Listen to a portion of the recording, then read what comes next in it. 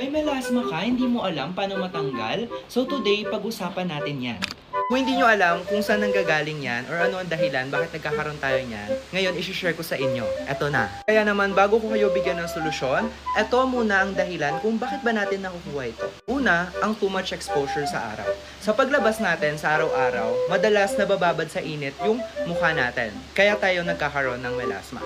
Pangalawa naman is pagbubuntis or hormonal imbalance. Dahil nga sa pagbubuntis, nagiging imbalance ang hormones natin, so hindi malabo na makaapekto ito sa ating mukha or sa ating skin.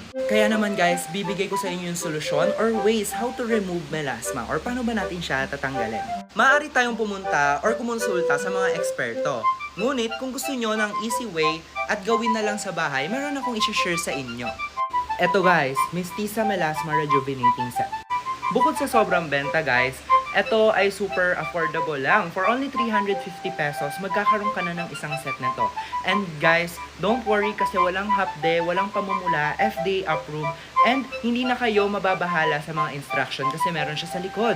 Super effective yan guys, good for all skin type, mapag-teens or adult, pwedeng gumamit nito. Kaya naman guys, kung kayo ay interested, nandyan lang yan sa ating yellow basket.